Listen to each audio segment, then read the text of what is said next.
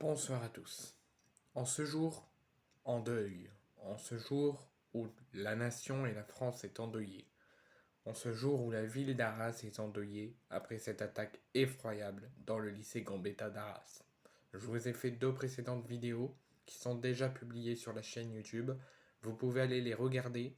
mettre un petit pouce bleu et mettre votre avis en commentaire et envoyer, je l'espère que vous le ferez, tout votre soutien et votre pensée à la ville d'Arras, à cet enseignant décédé, à ses proches, à ses amis, à sa famille, tous vos condoléances, et ainsi qu'aux blessés qui luttent entre la vie et la mort et leurs proches. Et bien sûr aux élèves témoins de cette attaque, ou pas témoins, mais qui sont quand même choqués, et au corps enseignant. Dans cette vidéo, avant de débriefer la première mi-temps de l'équipe de France de Didier Deschamps qui se déplace à Amsterdam à la Johan Cruyff Arena, le stade d'Ajax, face aux Pays-Bas qui pourraient, en cas de victoire ce soir, officialiser leur ticket pour la qualification pour le prochain Euro l'été prochain, donc dans un an, jour pour jour en Allemagne. On va parler de l'équipe de France de Thierry Henry, qui jouait juste avant l'équipe de France à 18h30 pour leur deuxième match de qualification pour le prochain Euro Espoir, qui n'aura pas lieu dans un an comme pour l'équipe de France de Didier Deschamps. Nous, pour l'équipe de France A de Didier Deschamps, ça aura lieu dans l'été prochain, donc dans un an, en 2024. Et pour l'équipe de France Espoir de Thierry Henry, ça se passera dans 2 ans, en 2025. Donc c'est le deuxième match de qualification éliminatoire du championnat d'Europe Espoir. Donc après une écrasante victoire en match amical, mais aussi lors de la première journée, quand je ne sais plus quelle équipe, mais les Bleus ont gagné 2 matchs assez satisfaisants et avec un très gros score en match amical et en match de qualif. Les Bleus nous faisaient notre retour et nous faisaient plaisir de jouer un match. Et ils se déplaçaient chez nos collègues de la Bosnie-Herzégovine, des jeunes U21 de la Bosnie-Herzégovine, face à l'équipe de France U21. Donc avant d'analyser et de parler de ce match des troupes de Thierry Henry qui ont enchaîné une deuxième victoire consécutive, une troisième si on compte le match amical, mais un deuxième match consécutif sans défaite en match officiel, donc en match de qualification pour les prochains Euros en 2025, grâce à un but de Ryan Cherki à la 32e minute et Dardo Kalimwendo dans le temps additionnel à la 90e minute plus 2. Il ne faut pas oublier que l'équipe de France a eu Hugo Checou et Mangassa d'avertis, ainsi que Désiré Doué qui a été d'abord averti et ensuite exclu dans le temps additionnel à la toute dernière minute. Donc l'équipe de France enchaîne 2 victoires consécutives pour les hommes de Thierry Henry qui démarrent très bien ses débuts avec les espoirs. Donc on va analyser et débriefer ce match, mais on va d'abord parler de la composition officielle des deux sélectionneurs. Donc côté de la Bosnie-Herzégovine des jeunes U21, ça sera un 4-2-3-1 avec Sarinovic dans les cages, Karic et Suita à gauche et à droite, Muraimovic et Suzic en défense centrale, un autre Suzic et Basic au milieu, Omerovic, Butajevic et Savic en soutien de l'attaquant en pointe et Bistric en attaque. Côté de Thierry Henry et de l'équipe de France U21 avec un dispositif de 4-3-3. Restes au but, Quentin Merlin à gauche, Chidouba à droite, Mangassa et Lenny Yoro en défense centrale, Le Penant, Hugo Checou et Warren Zaïre-Emery au milieu, et Cherki, Wai en pointe et Barcola à droite. Sur le banc, il y avait côté Bosnie Suvidovic, Bresnarnic, Sovic, Kušić, Kasal, Rusic, Sofko, Muticic, Dorasovic. Côté Thierry Henry, il y avait Arnaud Kalimwendo, Matistel, Akliouche, Désiré Doué, Maxime Estève, Lucas Gourna, Matsima, Bradeloco et Robben Risser-Birket. Donc concernant les avertissements, je vous l'ai dit, côté Bosnie, Susic, Basic, Omerovic et Bistric ont été avertis. Côté bleu, Hugo Chocou et Magassa ont été avertis. Et ensuite,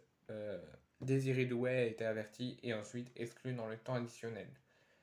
Le sélectionneur de la Bosnie ont fait 4 changements offensifs, avec la sortie de Omerovic, Bubasevic, Kafic et Bistric pour l'entrée de Sukilovic,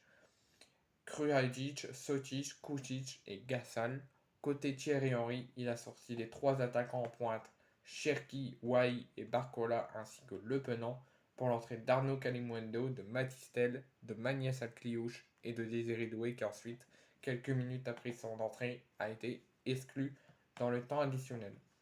Donc les Bleus de Thierry Henry n'ont pas eu un match facile comme les 2 précédents matchs où ça a été plutôt simple pour eux. Là, c'est un nettement plus intense, nettement plus difficile, nettement plus compliqué, où les Bleus, dès le début de la rencontre, ont été piégés par les Bosniens, mais dans la douleur, ont réussi à s'extirper du piège bosnien et qui continuent donc sur leur sans faute et des débuts totalement sensationnels et excellents pour le sélectionneur Thierry Henry, ancien consultant de Prime Video. Les Bleus version Thierry Henry ont arraché les 3 points précieux de la victoire en Bosnie-Herzégovine 2-1, prenant ainsi les commandes de la poule H pour le compte des éliminatoires de l'Euro 2025, l'Euro Espoir 2025. Donc après 2 belles victoires, d'abord en match amical à Nancy face au Danemark 4-1 et contre la Slovénie 4-0 en match de qualification de l'Euro 2025 de sa catégorie, l'équipe de France Espoir poursuivait ses éliminatoires avec un déplacement en Bosnie-Herzégovine pour la 2e échéance des Bleus et pour la 3e journée. Le sélectionneur, donc Thierry Henry tricolore, décidait d'opter pour un schéma tactique organisé en 4-3-3, utilisé lors de la précédente trêve en septembre. Désormais pilier et capitaine de la sélection, le Parisien Warren Zaïre-Emery est logiquement aligné aux côtés du Lensois Eli Wahi, qui a été titularisé pour la première fois sur les ordres de l'ex-international tricolore. Donc le début de rencontre était compliqué pour les hommes de Thierry Henry, mais nettement dominé par les poulains de Thierry Henry, qui s'installent tranquillement dans la moitié de terrain adverse. Les jeunes locaux arrivent néanmoins à mettre le danger dans la zone de vérité bleue, avec la reprise de Murific, ne passant pas loin des buts de Restes à la 11e. Donc on ne peut pas dominer et gagner. L'équipe de France a dominé, mais durant la quinzaine, les 15-20 premières minutes, les Bleus étaient dans un schéma et dans une façon très difficile et avaient énormément de mal à débuter. Ça a payé avec l'ouverture du score de Igor Chivulic qui en 2 temps trompe Restes et qui marque également son 5e but en 9 sélections avec la Bosnie et qui ouvre le score totalement mérité à la 28e minute pour les Bosniens. Donc malgré une forte domination, une domination nette des zones de Thierry Henry sur les 20, 25, 30 premières minutes, les Bleus ont été bousculés, piégés, et les Bleus auront cédé l'ouverture du score vers la 30e minute de jeu à un petit quart d'heure de la mi-temps. Mais il ne fallait pas beaucoup de temps, malgré une domination nette qui ne paye pas, il ne fallait pas beaucoup de temps pour voir les Bleus réagir par l'intermédiaire du Lyonnais et de leur numéro 10, Ryan Cherki, qui coupe parfaitement le centre du Nantais Quentin Merlin après la première demi-heure de jeu pour sa 5e réalisation sur les 5 derniers matchs, un but partout à quelques minutes de la mi-temps pour l'équipe de France Espoir. Donc une faille aurait pu être trouvée par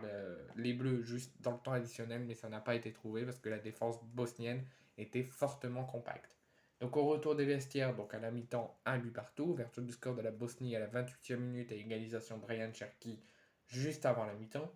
Donc au retour des vestiaires, les Français habillés en blanc au stade Gravica de Bosnie continuaient de mettre la pression sur le pied et sur le ballon pour tenter de prendre enfin un avantage,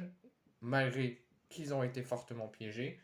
Plus de 75% de possession de balle pour les Bleuets dans toute la rencontre, mais surtout en seconde période, où le gardien du FK, Shawiru Sawirovic, détourné pour plusieurs tentatives les tentatives bleues, avec notamment Désiré Doué à la 81e et Ryan Cherki à la 63e. Entré en jeu par Thierry Henry en seconde période, c'est l'attaquant, ancien joueur du Racing Club de Lens et actuellement joueur du Stade Rennais, qui ratait le cuir de peu sur le long centre venu de Chidouba, qui aurait pu dès son entrée faire mener les Bleus à 2-1, mais ça a payé dans le temps additionnel avec une accélération en puissance de Matistel et un très bon centre pour le but dans le temps additionnel d'Arnaud Kalimuendo. Le score ne changeait plus après 7 minutes de temps additionnel malgré le rouge pour 1 minute de Désiré Doué. Les Bleus s'imposent, enchaînent leur sans faute dans ces qualifications, prennent la tête du groupe H et des débuts totalement réussi pour Thierry Henry, avec une troisième victoire en autant de rencontres pour les premiers pas de Thierry Henry en tant que sélectionneur tricolore.